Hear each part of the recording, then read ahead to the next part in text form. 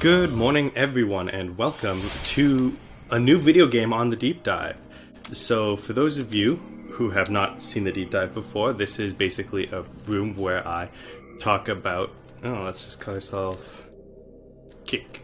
Perfect. This is a venue where I talk about a bunch of video game... Oh boy, it's been so long since I played this.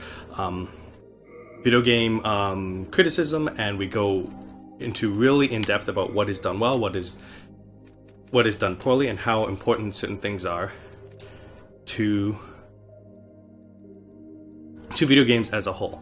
And so we're starting with Demon's Souls here, because the important thing that I'd like to focus on is how this game sort of typified an entire genre of video games.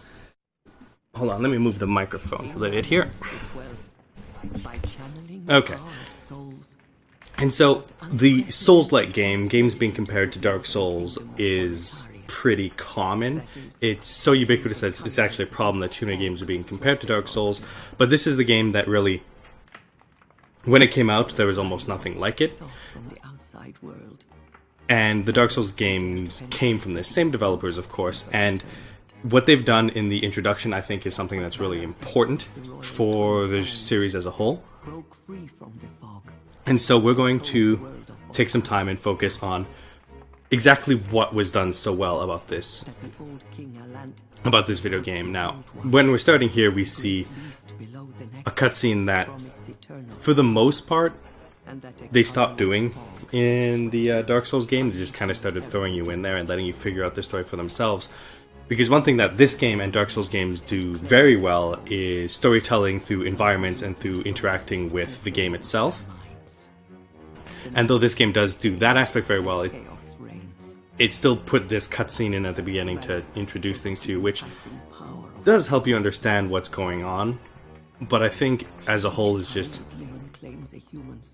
it helps set the tone, which is really important for the game, for you to understand that this is a dark and dangerous world.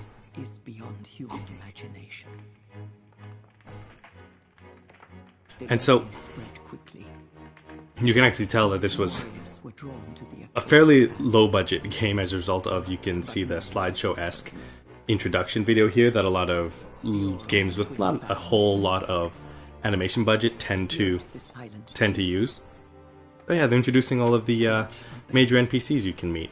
They appear on the loading screens, which is actually super helpful, because it makes it easier for you to recognize them in the field, because you do see most of these people and you do interact with them. And so being introduced to them constantly helps you realize, oh yeah, these are important people. And one other thing that comes as a result of this being a fairly lower budget game is that the combat system is way more clunky in this iteration of the Souls game. Dark Souls, though I think did a couple things much worse than Demon's Souls, the combat and actual game system of that game is so much more refined, and that remains one of Demon's Souls' biggest drawbacks, is that the combat system is a little bit hard to use. Which, for a game that basically... which, when you take it in its... would you like to play... Yes, we're showing the new tutorial here. And there's an innovation. If you've already played the game before, they let you skip the tutorial. Remember when games didn't let you do that? Boy, that was rough. And so I chose the Royalist class simply because it's the one that will give me the easiest time when it comes to moving forward in the game. And with access to both magic, and it allows me to show just a little bit more of the game. It is also probably one of the strongest starting classes, if not the strongest starting class, because that MP regen ring is just too strong. So that you may lull the old one back to slumber. From a design perspective, this is probably the only introduction they needed. Lull the old one back to slumber, that's what you need.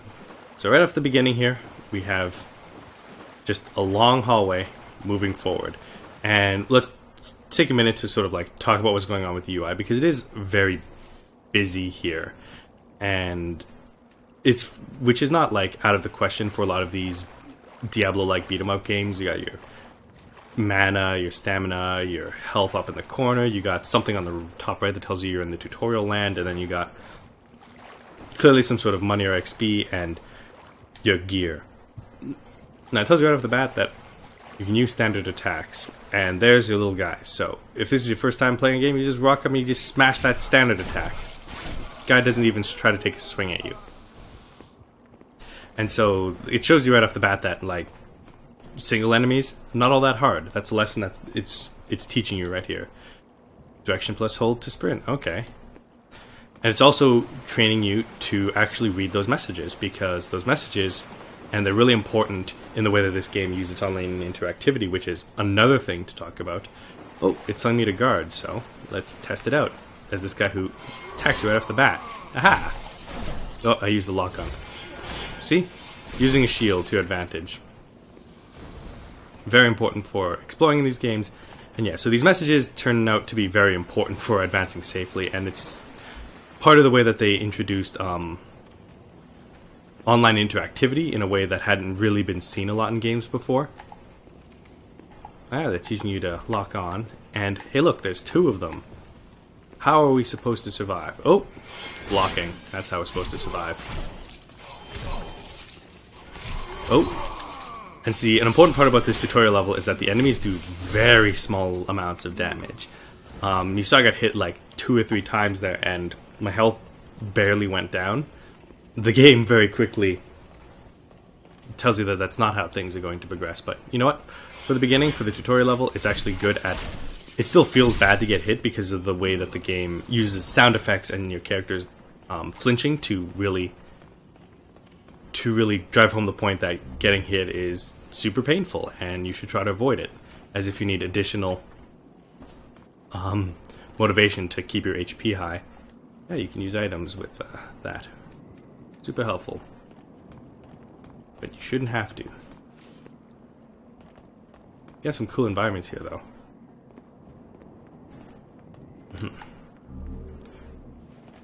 And so, this is actually an important part of teaching this right here.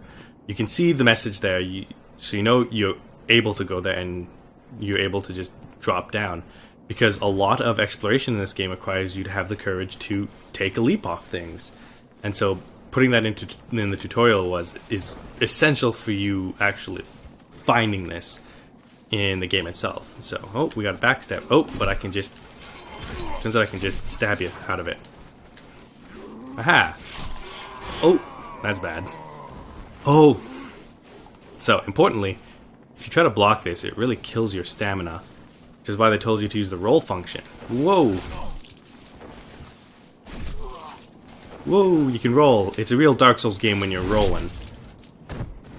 Maybe you discover backstabbing accidentally as a result of that. Maybe you don't.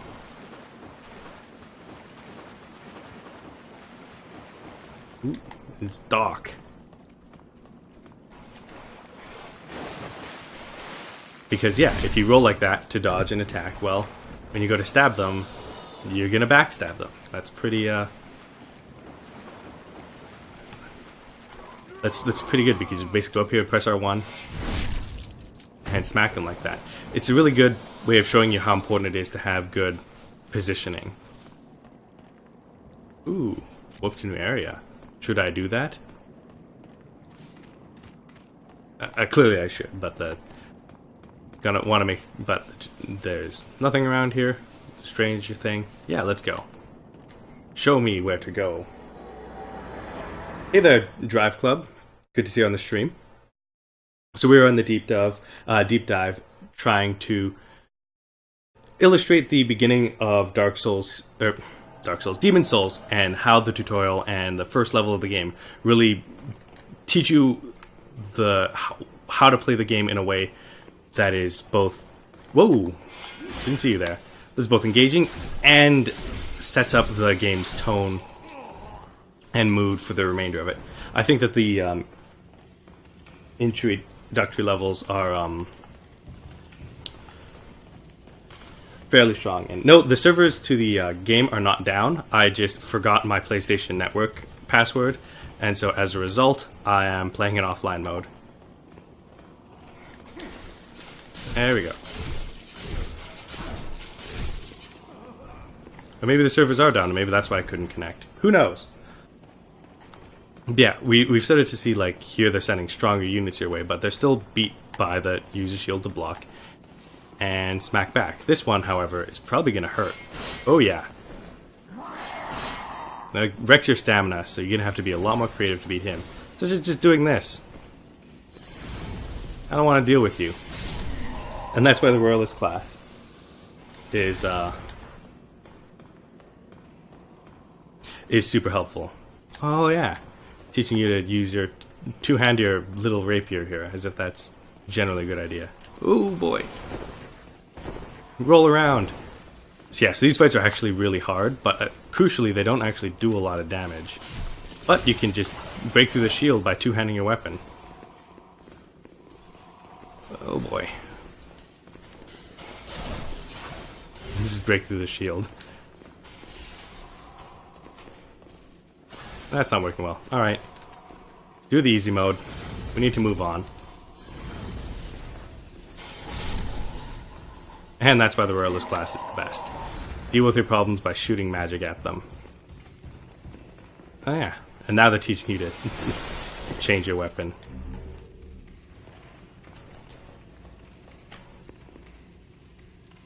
The remaster for Dark Souls 1 is pretty, is a bit exciting for me. I've played way too much Dark Souls that even now to like, oh jeez. Even now the remaster comes and it's been less than a year since the last time I beat Dark Souls, so it's not exactly like, it's not exactly like gonna be anything particularly new. But it should be a good time.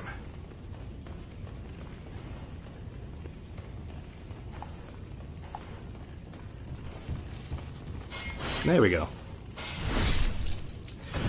So one thing that this game is telling you is that using your shield is just a good way to not die. Block your opponents and then get a free swing out of that. It works most of the time. Oh boy. Hooray! Going the wrong way for exploration bonuses. And stabbed. Oh, that's bad. One thing this tutorial basically, well, not even the tutorial, the game itself, because there's certain ways to do certain attacks, like the backstep and then attack function, or like running attacks, you're gonna find out how to do those attacks eventually, and so on. So this is the boss is supposed to kill you. As anyone who's played a Souls game can tell you, you're not supposed to win this fight.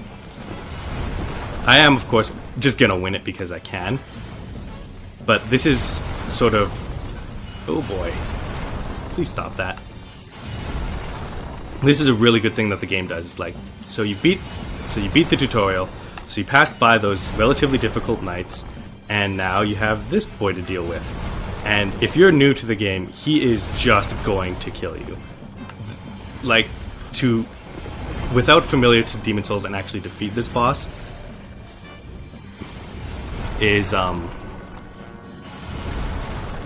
it's almost impossible to expect a new player to defeat this boss. And so he kills you to show that, like, hey, this was a tutorial, and you are going to die a lot. Oh, yeah, I just died. See?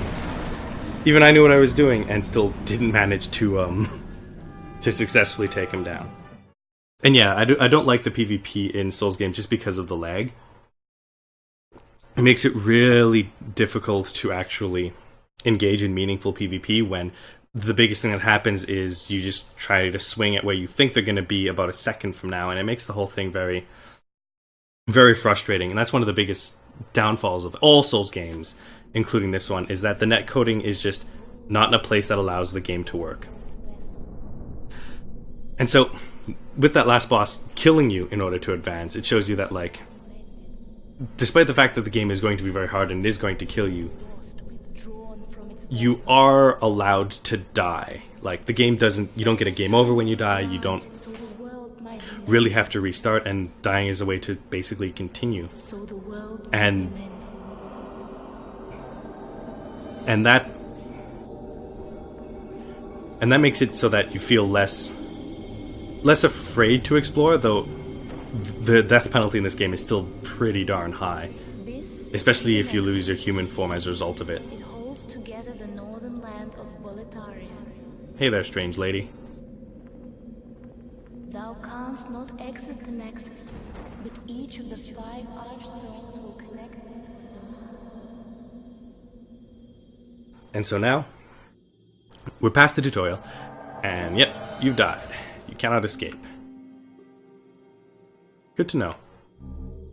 And so we can talk to this guy, a staple of the Souls universe, the guy who's already given up. Through the fissure too, did you? You came for demon souls? And so he's basically here to be a downer and to a certain extent represent some of the meta storylines of the idea that there's a lot of people who have tried to do this and a lot of them have just given up because it's too hard. Possibly because dying over and over again, not exactly super pleasant. And if it's not a video game, it'd just feel a lot different. And so one of the things that this game does super well is that it's got the 5 different instances, and each of them are self-contained levels, each of them fairly interesting. And it just lets them put the map together in a more cohesive way than otherwise.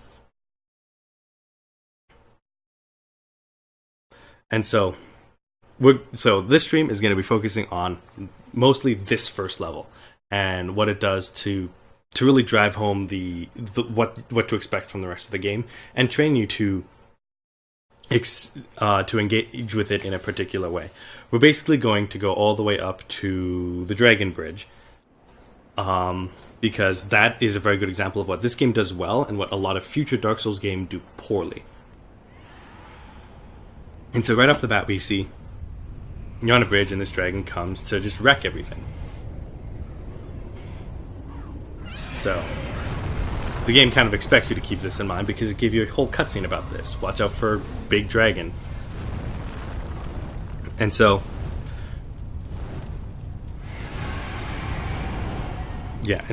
one thing that Demon Souls I think does better than a lot of its successors is that its difficulty is more fair in that it doesn't take cheap shots at you. A lot of the Dark Souls games that follow cross too far on the line of killing you just because there's no way you could have seen that coming. And the Dragon Bridge in Dark Souls is a good example of Dark Souls doing Dark Souls doing poorly what this game does super well. Oh yeah, I'm hitting the wrong buttons already. And so right off the bat, you saw I got waylaid by the left by someone I didn't see because I was distracted by someone I did see. And so you're out of the tutorial now. It's basically saying you need to pay attention or you're gonna get stabbed. And these monsters just got a lot harder too. Makes things different. Thank you. And so there's all these palisades and there's people behind it and they break them down. It shows you that the environment can be broken down, super helpful to know. And that you're gonna get ambushed. Oh, this is bad. Oh boy. Thank you. These enemies are, of course, not all that hard. Oh boy. It's been too long since I played this game. Oh, please don't die. That'd be embarrassing. No, thank you. Alright, just time to do this the easy way. Thank you.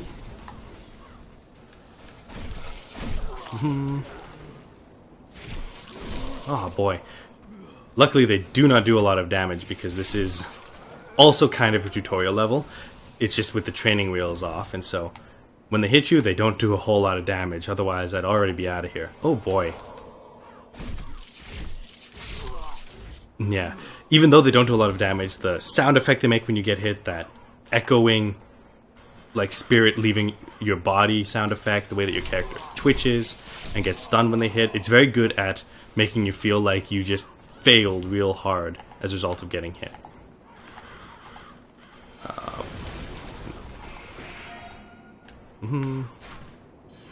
Come on.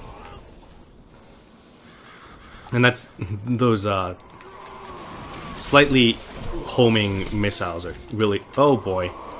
I've been playing too much Final Fantasy 15 because I keep hitting square to block. Not helping. Not helping at all. And yes, they have... Here is the game's introduction of environmental traps. So, you can see that there's a hole in the floor. If you jump down there, you die, and because of the spirits going around there, that should really be no surprise to you. But now we're in dark corridors, and look, someone was hidden. Oh, and another person was hidden. They are really relentless in letting you know that you will get waylaid and ambushed. Oh boy. Yeah, no matter what you do, you're gonna... Oh boy, come on. You're gonna get ambushed when you go places in this game. That's just going to happen. Luckily, the enemies drop a lot of healing items, so it's not exactly a problem so long as you don't actually die. Oh, you broke that table, I see. This is, however, something that the later Dark Souls games and Bloodborne do super well, is limiting your ability to heal. This game's difficulty is much lower as a result of the fact that you can just stockpile a whole bunch of healing items and just spam them whenever you're in trouble, and you never have to worry about running out.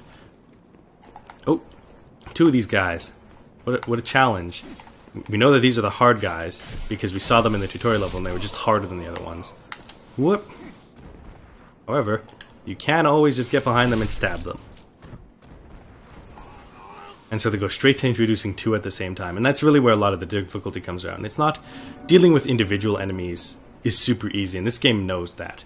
The game told you that in the tutorial. Whenever you encountered like one enemy, they just don't get a chance to attack you. Where the game's difficulty shines and when it comes around is the idea that enemies in a particular environment and enemies in a particular set of encounters are very strong. It's just lighter, eh?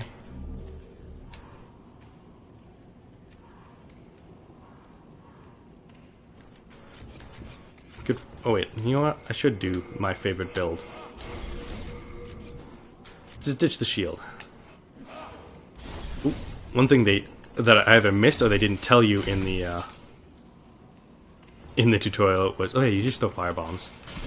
Was the parrying mechanic? I think it just... Nope. There we go. Oh, but we're on a different elevation. Yeah, I must have missed the parry mechanic, because I remember being confused in the tutorial about the... Whoa! That guy had a fire blade. That's not pleasant. Thank you for the item that you used to make your sword fiery. Ah, jeez. And yeah, so this first level goes to show you that, like, drives the point home that the big challenge for you is not in... Oh boy, is this where the trap is? Is not in the enemies themselves, but in the environment in which you encounter the enemies. There's the good parry. Taken out.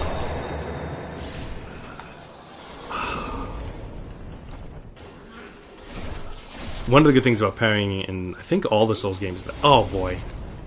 Stop throwing that stuff at me. Is that partial misses don't,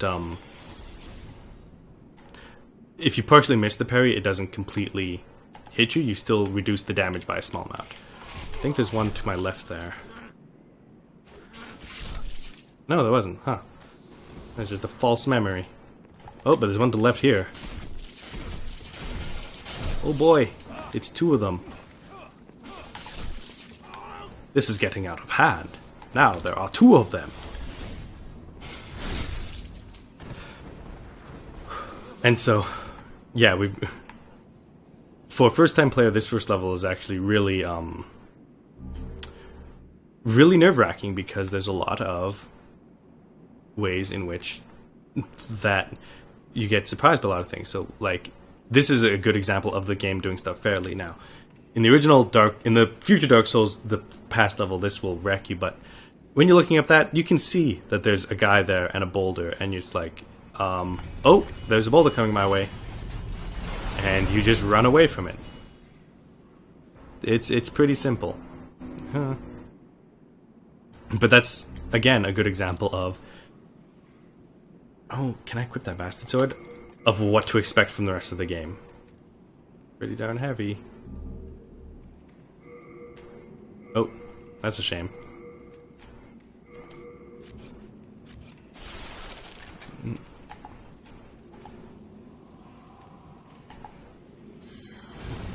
Oh, didn't kill him. The juke. Oh, well, that'll kill ya. Yeah, and like... Oh wait, I was supposed to go that way, wasn't I? Like all the other Souls games, you can't actually level up until you beat the first level. Wait, no, I can go that way. What am I thinking?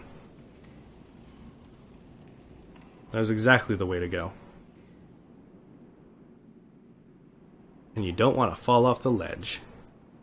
And so this first level, like even here, if you screw up against these fights, you'll fall off the ledge and fall to your death. And so this first level is designed essentially to give you a sample of all of the challenges you're likely to face in the levels to come.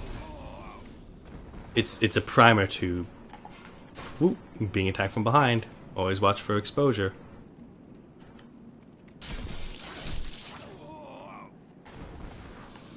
Nope.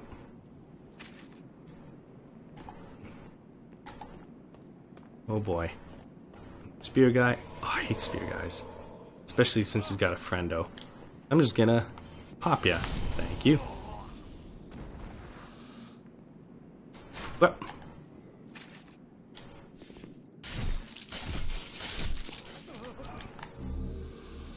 Now this part of the starting level is super important because you see this boy. And usually when you're online there's like a lot of messages here saying, do not try. This guy will just kill you. And I'm actually not confident that I'm gonna be able to do this properly, so I'm just gonna let him go. But for a first time player, you're like, go across the bridge, he lowers his spear and he stabs you and you probably just die. Which is a good lesson in letting you know that sometimes you will encounter enemies that will just kill you. And you either need to learn how to defeat them and come back later. Or come back later. Learn like how to defeat them or just come back later. Thank you. Ooh, that's a lot of half moon grass. We're going this way. Don't remember what's this way.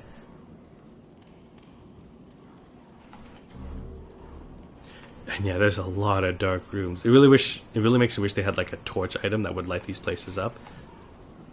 Because, oh, yeah, that's no good.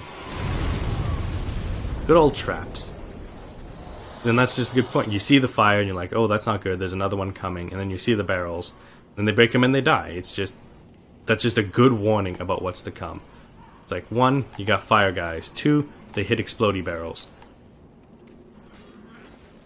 And this is important. It might not occur to you right off the bat to try and stab this thing. But missing that is actually super bad. And we'll explain why as we go pick up the ramifications of that. Thank you. But because you've seen so many environmental objects be destroyed, because you've already encountered a lot of enemies doing that, it should at some point occur to you that maybe I can break that thing. And now when you see this, most characters have a ranged weapon option to deal with these guys, and the ones that don't are pretty good at blocking and stuff. And you see these explodey barrels next to them and you're like, no thank you. I do not want to be next to that explosion. So you just ping them all with your magic spell. Oh, another mail breaker. And then this is a really important part of level design in the Souls games in general. So you hit this lever and you end up going and saying, hey, there's the cling ring. And you're back out here and you're like, alright, wait, I've already been here before. And you know that the beginning of the level is right there. And you remember all of this. Nice, I got some new armor. And so, 2 things that opening that shortcut did is let you know that there's shortcuts. So if you ever have to restart, you can get deeper in the level in a shorter amount of time, which is super helpful. You should look out for shortcuts to help you progress through the game. And 2, opening that gave you access to this super important ring, the Cling Ring, which essentially is the ring you should use for the entirety of the game as long as you're in soul form, because it increases your HP by 50% essentially, and vastly improves your survivability for the game while you're not in human form. And it is one of the reasons why being in human form, one of the big advantages is the idea that you get to open up that second ring slot for something else. But that clinging ring is super important. It helps you survive in soul form, because you're going to be spending a lot of the game in soul form. And it's one of those things that was probably included in development much later, when they realized that a majority of the time people are in soul form. A lot of the time people are at that huge HP penalty, and there needs to be a way to help them get out of that. So here we see a lot of these explodey barrels and this guy, and he loops in pack and grabs a firebomb, and everything explodes. An important part of that thing is if you picked up the cling ring, it probably won't kill you if your HP is anywhere near high. And so it's really an idea of, you know, maybe you can... Oh, and I jumped over the ledge, and I didn't mean to. But hey, there's a guy here, and he doesn't look like he's trying to kill me, and this talk button appears well before you're going to backstab him. So, like, you might come to backstab, and it's like, oh, it says talk. That was a bold jump. A surprise indeed. Oh, looks like you can meet some Now that friends. you are here, pray thee, fend off these dreglings. Well, this is actually a real tough fight, but we can make it easier by doing this. So one of the reasons why the Royalist is the best starting class is because with that MP regen ring, you can just deal with 90% of your problems by doing this. Alright, let's go. Oh no! Because yeah, jumping into like 7 of those guys, not good. He doesn't even come to help you. There. My thanks for your brave rescue. I am Ostrava of Boletaria. Accept this as a token of my gratitude. Oh cool, the telescope. I love the telescope. And so the NPCs in this game are super interesting. This is basically Solera Vestora of this game. He just wanders around doing stuff. Yo, what up? Now I must go. Oh boy! Oh boy! Ostrava of Boletaria, you didn't help me. Oh boy, they're throwing firebombs at me. There. It's one down. Boy, I'm sure using a lot of that Crescent Moon grass. It's just a different experience trying to do, like, analysis while... Oh boy, he's just getting wrecked. However, he is distracting them pretty well, so I can go here and do this. Oh! Oh! Oh, that's a big boy. Hey, help me out here. And so this shows you, like, why cooperation is so important, which, when you do unlock... Oh, sorry. When you do unlock the capacity to get helpers and engage in 2-player mode, this is a good example of the game showing you, like, yes, that is super helpful because they distract and you backstab. There's really no penalty to that. Scimitars are just better.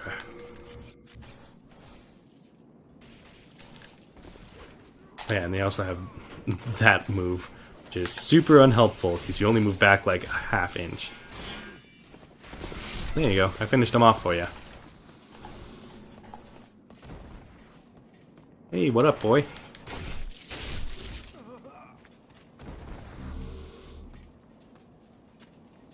And so we can follow this guy around. He mostly just goes on a loop. It's not all that particularly interesting, and so we just keep going. It's another room with a bajillion of these guys. There we go. Take you out. Why are there so many of you? Don't know why there's so many of you. Please. Oh, I'll kill this guy instead. Ah.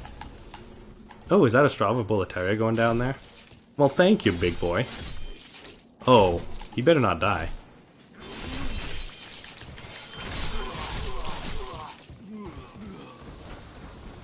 And so you help him not die by following him around because, oh boy, oh Jesus, don't. Please, you must not. I thought we were allies. Yeah, we were, but you walked in front of my magic spell, which, in my defense, was your fault. Quick stab, and the scimitar.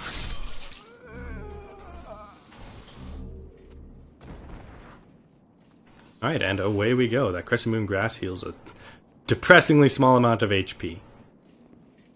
And yeah, one of the negative side effects of the healing items being consumable is that you have to farm them if you ever run out. Oh, your back is turned. Oh, that did not do a lot of damage. This will.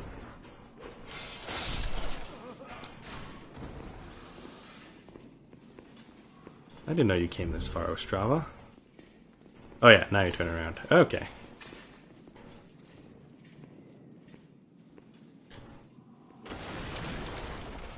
Oh, we got company. Oh, that's a jumpy boy.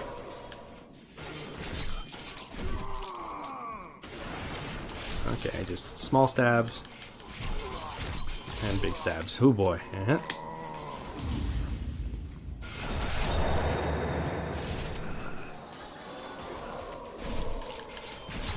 Got to get shot. Oh, a broken sword. That's fun. I'd rather not get shot though. Whoop. Boy, this introductory level is brutal. I'm finding it a bit hard to believe that I did this the first time around without actually dying. That being said, you do get a bunch of healing items. Ow! And I'm not being particularly careful either. So, by those two things combined, I'm just gonna not deal with you. Thank you very much. Oh, this is bad. Oh, this is bad.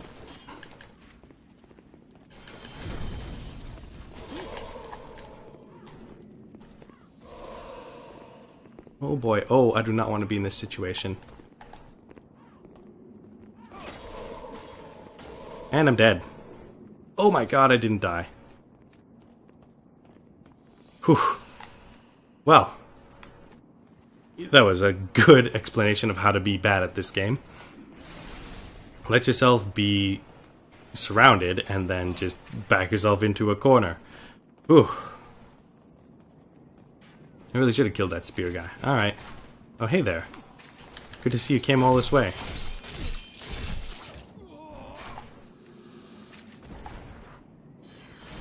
And take this.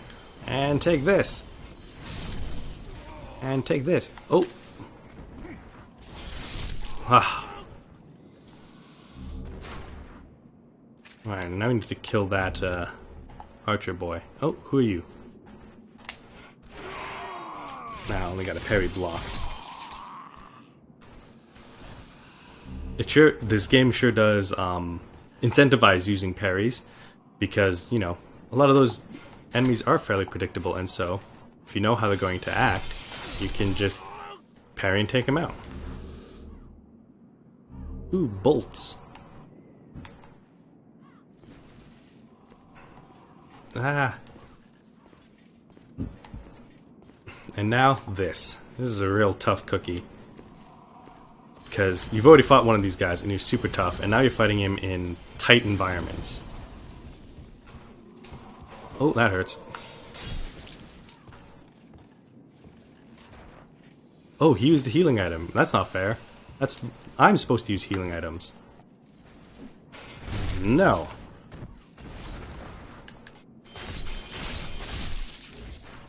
Take that. Another arrow boy. Just in case you had the audacity to fight that shield boy on the stairwell. And then push him off. And he didn't die. Well, that's a problem. At least he's not chasing me. And so we move on to this place. Oh yeah, this place. Okay. And so, this is interesting. If you're not paying attention, you can actually miss this. So you can see there's that, and there's a whole bunch of guys. You actually can't really see that very well, but when you lock on, you realize that those are enemies. When I did this, I accidentally wanted to see if this was destroyable, so you do this, and that happens. Now, chances are, if you're really daft, you might hit it while you're in front of it and get run over by a bunch of boulders and die. Which is really important that they allow you to do that, just to be like, hey, sometimes there are traps. Maybe you should be smart about that. And so yeah, look to the environment for ways to defeat your enemies. Super important. And this is a tough area, so I see you. Hate spear guys, so I'm not gonna deal with it. Thank you very much for playing. So you can go this way, because you did get a chance to see that dragon roosting. You can see, oh boy, that sure looks like a bad time. And so you can be like, huh, am I able to get close to that? And so you start getting close to that and you go like this. Haha! Oh boy, they're breathing fire at me. Oh boy!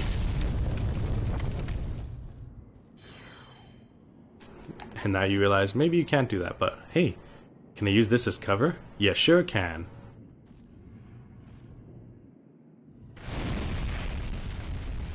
Whew.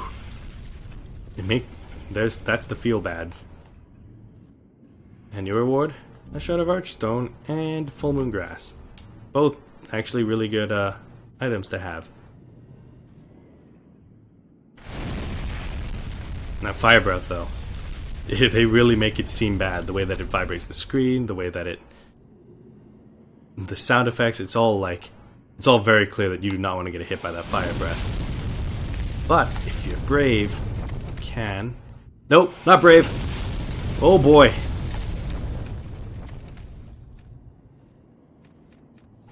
Alright, never mind, I'm not brave. And so, you just don't get to deal with those dragons unless you have a way to get rid of them. And so that's the game teaching you that, nope, you're not going to do that. Actually, is this the dragon bridge? Okay, so this is a super important thing that the game does. And so, I'm going to be a little quiet here for a lot of that. So you see this guy come at you and you're like, alright, alright. Oh, well, I just failed that parry. So you get here and there's a bunch of guys on this bridge and they start shooting arrows at you and you're like, ah, geez, what am I going to do? You can hear the flapping of wings in the distance if you're paying attention, but you start approaching this and you're like, oh, geez, there's a lot of guys here.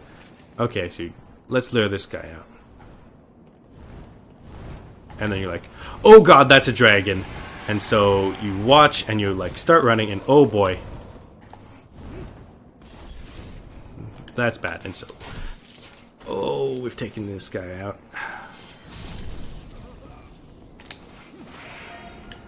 Ah, well, I'll just do this then.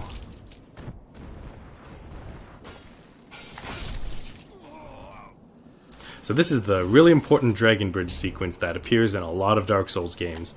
There's a bridge, there's a bunch of enemies on it, and a dragon appears. And so what you do is you get out here.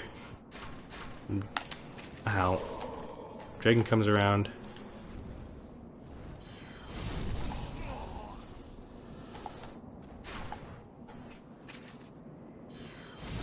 Okay, this dragon's not acting the way he normally does. Alright, so you see the dragon come around and you're like, oh, that's bad. So he shouts at you, and then he starts breathing fire, and you just run. And he torches the bridge, and everyone dies, and you run probably farther than that. See that dragon there? And then you come back up, and you're like, wow, that was dangerous. Oh, dragon's still here. Oh boy. And so, if you're astute, you realize that that's the dragon that is actually over there to begin with. And so you watch him go back home.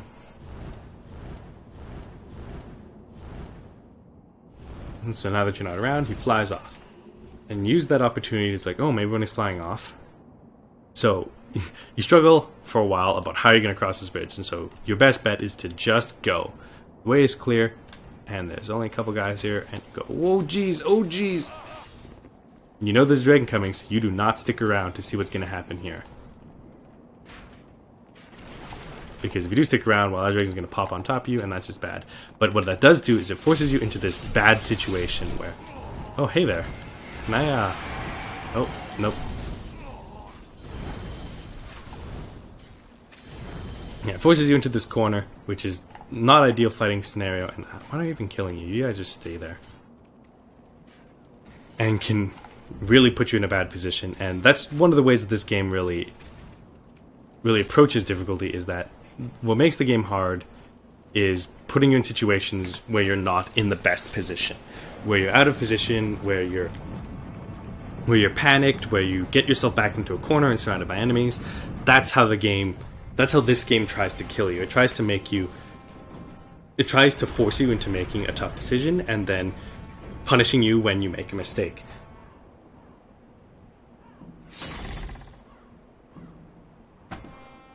And it's your mistake, because even though it forces you to cross that bridge, it puts you in a situation where if you back yourself into the corner, it's your fault. You got yourself in that corner, even though like the game was kind of pushing you towards that outcome. You still did that. You ran across the bridge and got yourself in that mess. And so it's not the game's fault that you got hit or that you died. It's your fault. You did that. And it's really important that Dragon Bridge works differently than the one in Dark Souls, because in Dark Souls, you don't see the dragon at the edge of the bridge. You're on the bridge, you see the enemies, and then suddenly you hear the flapping and the bridge is just on fire. And there's really no warning that such an imminent danger is coming your way. There's really nothing the game does to telegraph that there are dragons here. You might be in danger when you cross this bridge. It just kills you, and it's very different than what this game did. Which even though it did this game did show you a dragon torching a bridge. It did show you the dragon roosting nearby. Like, if it did just randomly kill you for crossing that bridge, it would feel more fair simply because the game told you to be careful about dragons. But Dark Souls offers no such warnings. It just does. It just pops a dragon that you weren't expecting, and it kills you. And it's small things like that Dark Souls does that's just a little bit on the unfair side that I feel like this game does a good job of avoiding. Whoop.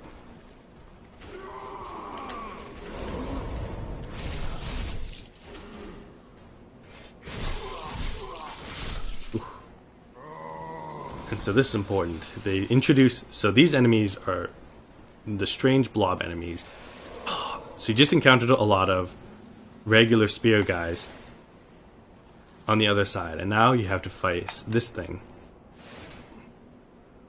which is just a shield on a blob, and it's very difficult to kill. You two-hand your weapon and just beat through the shield, and even then, it takes quite a bit of effort to take it out. And it's important that the game introduces these enemies here, because they feature so heavily in the boss up ahead. So, yeah, get the soul.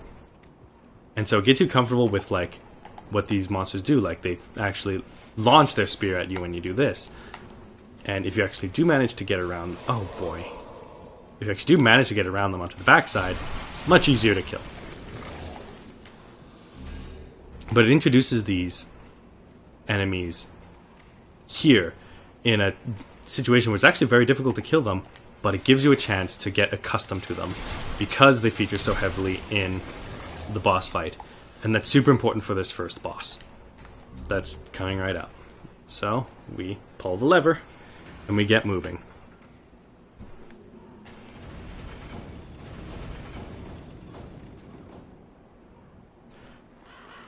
And so this first boss is actually super well designed, because it, one, shows you that bosses are not to be taken lightly.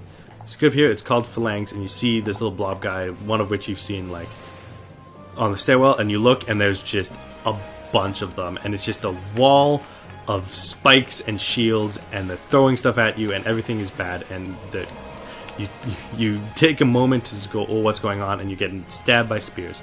And oh look, you're running around and you cast another one. Oh, but maybe you have time to kill it. And you move on. And so this boss, like, it seems... This boss is super intimidating because it seems almost unkillable the moment you cross into that sphere, and it's just a moving blob of shield and spears. So you hide behind pillars, you get your bearings, and you're like, oh geez, oh, it's coming for me. And you run around. And so there's two really important things that this boss does to help teach you how to beat bosses. One, it's pretty slow moving. It gives you the capacity to run around, get your bearings, and figure out what's going on with it. And two, even if you're not hitting it directly, you can take out these little these little spawns that it has. And that alone helps you defeat the boss, even if you're not actually hitting it directly. And so it teaches you that a lot of these boss fights are battles of attrition. They're not battles, you're not intended to just go ham, try to kill it as fast as possible. You're supposed to figure out a strategy of how to beat it. You're supposed to run around, get a bearing for the environment, use these pillars to your advantage. So you're supposed to pay attention in boss fights, get your bearings, and figure out a strategy to defeat them. For most classes, that's run up to them, try to get behind them and kill them. Or just, if you're really confident, just, I got it, bleeding. I forgot that this inflicts bleed. Aha. They're weak to bleed. Oh boy. And so, the way, so most of the time, I feel that people will be able to, once they figure out how to beat the boss, if their first instinct is to run and gather their bearings, they will probably defeat the boss on the first try. Because unless you run out of healing items, there's really no way that the boss has to overwhelm you. There's no way that the boss has to just take you out without you realizing it, unless you just manage to get yourself surrounded by these slime boys. But if the boss is at all intimidating to you when you first see it, your first instinct is to... here's a chance. Your first instinct is not to rush towards it and get yourself into that tough situation. Your first instinct is to run to the edges of the arena, where it's relatively weaker, and you start taking out these boys. And maybe you don't know if these guys infinitely spawn or not. Maybe you're worried that this is all for nothing and you have to find a way to beat the boss. But you don't really have a choice to try and beat these guys when they're at the edges.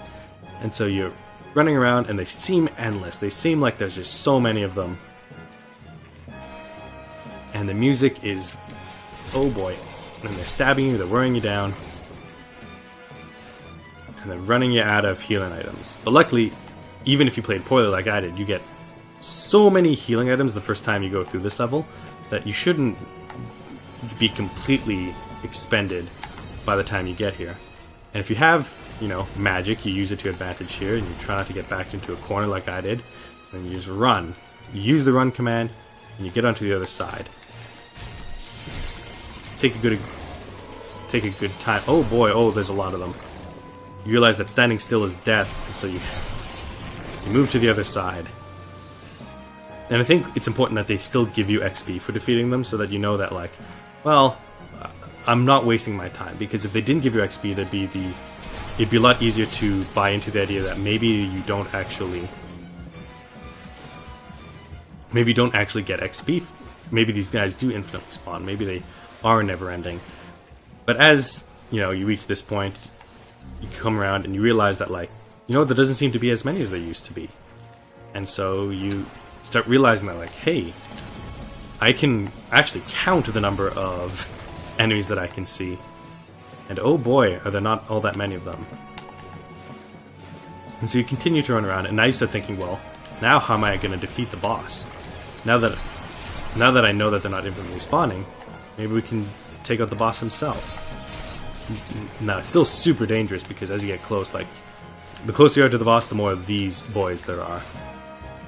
But then you get to the situation, you're like, oh, look, there's nothing around here. So you just beat up the boss a little bit.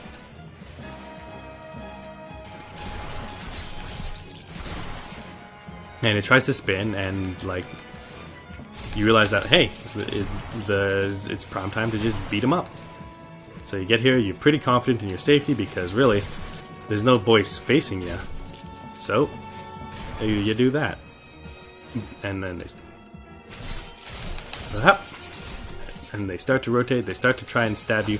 Oh, and they get to a good position, and you're like, oh well, running away. But now you know that if you just get around it, well, hey look, you're wide open. Bing. And boom. Oh. Did the wrong thing. And bam. And the demon was destroyed. And so the first boss is not all that difficult, but crucially is still intimidating. And so it makes you consider that maybe just going directly at it is not the good strategy. it incentivizes you running around, figuring out how the boss works, and then coming up with a strategy, defeating all the small things, then going to the big thing, and using that to defeat the boss, and being successful at that. It's very good at teaching you that about how to defeat bosses in the future, about bosses have a strategy associated with them. There's a certain way that you should try to approach them. There's a certain method you should try to use in order to defeat them. And so it's important to... And so that first boss is really well designed because it convinces you to do that, because it is designed in such a way to incentivize you trying that strategy, because it could be very easy for them to do what Dark Souls 1 did for the first boss, the Minotaur on the bridge, where it's the one thing it did there is show you to like go upstairs and kill the archers before the boss is there, so you're not getting pinged by arrows as this boss is trying to beat you up. But really, that's the Dark Souls 1 first boss is just a difficult boss. It's just a big Minotaur thing that's just functionally difficult to defeat. Even Bloodborne and Dark Souls 2 have the same problem, that the first boss is not so much a tutorial, is not so much an introduction to the bosses of the game. It is just a difficult boss, and I think that's one missed opportunity for the games there. That oh, I'm going too high, aren't I? This goes to the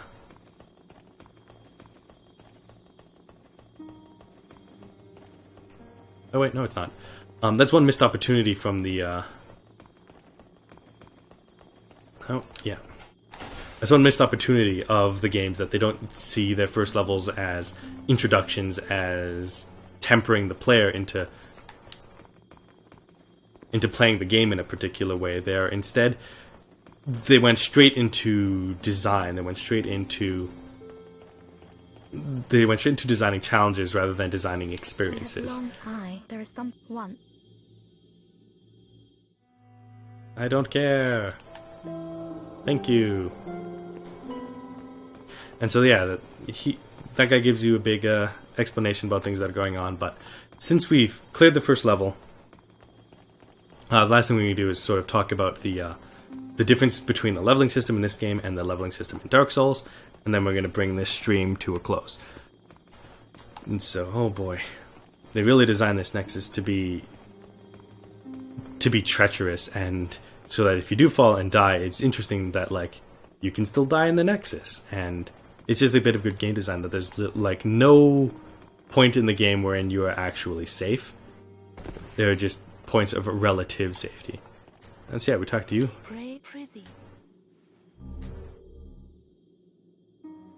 Remember the Eye Stone. And so that's a super important item. And so since you encountered, Bolera of Ostrava of Boletaria, where is it? And you see these eye stones. Yeah.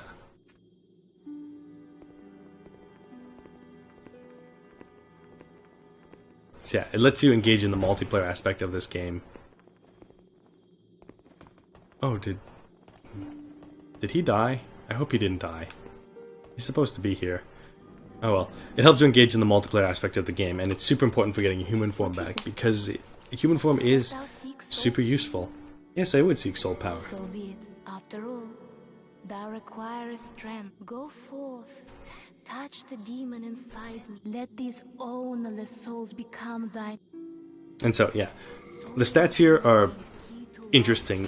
Of course, one of the good things that this game retains through the other games is that every stat increases your physical defense. So that no matter what you're increasing, your physical defense goes up, so that even if you build your character suboptimally, there is still some benefit to leveling up. Now, of course, and so you have Vitality for HP and item burden, which is super, and which is something that doesn't appear in future Souls games, which just lets you carry everything. This game actually requires you to use the storage system, because you can only hold so many items, which they took out because, honestly, you can't really item juggle in combat, and there's not so much of a benefit of switching items between encounters, so that they don't really need to hard limit your ability to carry stuff, because you can't exploit that aspect of the game to your benefit. one of the things this game does is that your max MP and spell memory are the same thing, but because Future Souls games, they don't use an MP bonus, they just have particular spells have a particular amount of uses, and once it's over, you just don't get to use it anymore. They just dropped MP and they just gave that the attunement stat. And then they have Faith, and then they have Magic, which is your actual magic damage. And it's interesting that because of and then you have Faith, which has both miracle damage and miracle memory. And so it's interesting that no matter what, you kind of have to use both of these stats. If you're a magic builder or a faith builder, you still have to use intelligence for that maximum MP, but you also need this for like powers of your miracles and power and all that. But it's just a little weird that it kind of disincentivizes pure faith builds, because you're getting all this spell memory, you're gonna set spells and you might as well make them strong, but it kind of guides people towards hybrid builds, which isn't inherently bad, it's just a little bit weird. You have endurance, which is just a bunch of useful things. You got all of your resistances, stamina, equip burden, just such a solid stat. Of course, strength and dex for damage. It has this interesting safer landing stat, which reduces the damage you take from falling, but I've never noticed exactly how that is. And of course, you have luck. Now, one of the good things that Future Souls games did is really reduce the number of things there are to improve. So you don't have a luck stat. You have intelligence, faith, and attunement as your magic things, and then you just have vit, endurance, strength, dexterity. So actually, I think Dark Souls actually added agility, so you're still net the same. But in the end, I think it's just a really interesting leveling system. Neither strength nor dexterity increases my attack power based on my weapons, and that's one of the big things they could change, because at the beginning you can look at this, well, upping strength doesn't actually up my attack power, upping dexterity doesn't really up my attack power. I can see it there, but the number isn't even going up, and I think it would have been useful for them to have like a base strength attack power they could show as a number going up, although that might just be because I'm the royalist and I don't have strong weapons. And honestly, I did pick up this Bastard that just needs 18 strength to wield.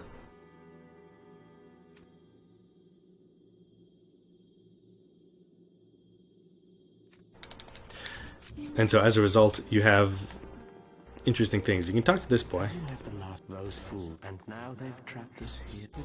And so that's all for this episode of the Deep Dive. It's a little bit more restricted in its scope. We're not quite going as deep into it as we were before.